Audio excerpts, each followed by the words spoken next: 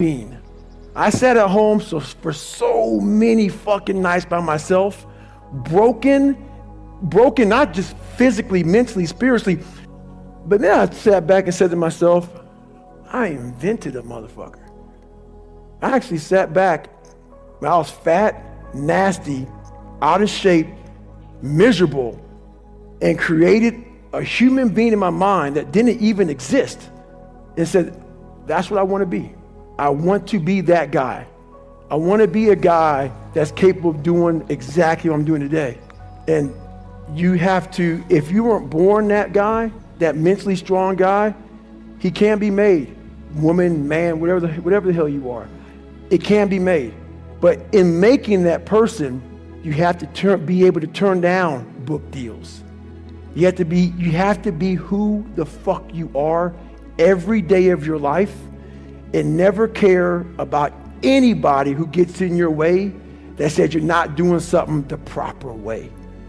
I was always afraid of people not wanting to, like when you get beat as bad as I did, I lied all the time.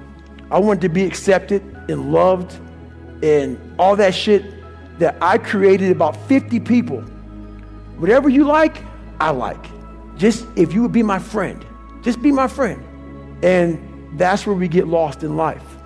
When I post about suffering, this whole new kinder, gentler, soft-ass fucking world, they just fucking, oh God, this is horrible. We talking about, no. Suffering, if you know how to do it without making it out to be like, I'm not talking about you have to go through cancer. But I guarantee one thing, man, I bet you a better motherfucker mentally, if you look at it the right way. Everything I went through in my life, every bad fucking thing I went through in my life, the 2 heart surgeries, all the name calling, being everything I went through. If you learn how to flip that motherfucker on top of his head and say, hang on, there's so much power in this fucking thing. And if you look at life as it is a trial ground, a testing ground for where you need to belong, where you need to go, suffering is a fact of life. And if you look at suffering the right way, it's a great tool to callous your mind. If you look at it as suffering, woe is me, this is bullshit, God, kicking rocks. If you look at it like, okay, motherfucker, you're testing me now. I get it. Whenever I'm being like depressed, I go through depressed moments, I go, oh, hang on, I'm getting tested. So you have to be aware of all the signals and signs that are being given to you from the world. One of them is if you feel bad, you're being tested. How are you going to perform under that?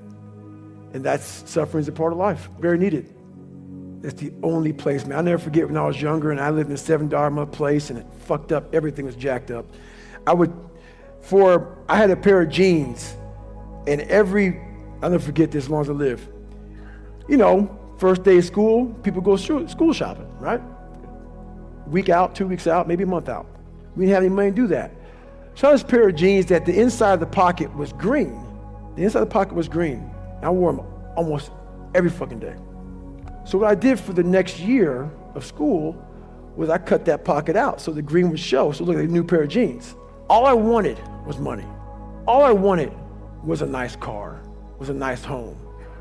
The second I got the fucking money to do it, I realized it's bullshit. That's why I don't own a car. I don't own a place. I don't own shit. You will see me wearing the same fucking shit every fucking day. Nothing. What I realized is all I wanted in my life was look at that fucker in that accountability mirror and be proud of. And everything else went away. While you need money to be successful, you need money to live, you need money. Money does buy a form of happiness because without it, you're fucking miserable. But once I realized it doesn't mean shit. It doesn't mean shit for me. While it helps you, it also hurts you to come from darkness because why? It's easy for me to sit back and say, you know what? Poopy pants mentality. I want to sit back and let the world take care of me now. And that's what I'm talking about. Don't play sick too long. While my childhood was so messed up, I played sick way too long and I almost lost tons of opportunities by playing sick. Because it feels good to play sick. My dad beat the fucking shit out of me, man. I couldn't read. I can't read. You know, when I was a junior in high school, I couldn't read. If you live that life, Yeah. it feels good for people to, oh man, you know, that's just David, man. He's just not real smart and he had a bad life. And you get a get out of jail free card. That's nice. It sucks doing what I had to do to get here today. That was not fucking fun. That darkness is, there's nothing that dark to drive me to the place I had to go to become successful. On the flip side of that, if you come from a silver spoon family, you have to realize that. You have to realize, fuck, there's people out there like David Goggins who had nothing, fucking nothing. And I've had all this opportunity in front of me, and I'm a loser. I'm not shit. So what does that say about me? The conversations are very similar. You have all this opportunity, and you've gone nowhere with it. I'm at the bottom of the barrel, and it could take me a lot longer just to get where you're at for the starting line to be fair.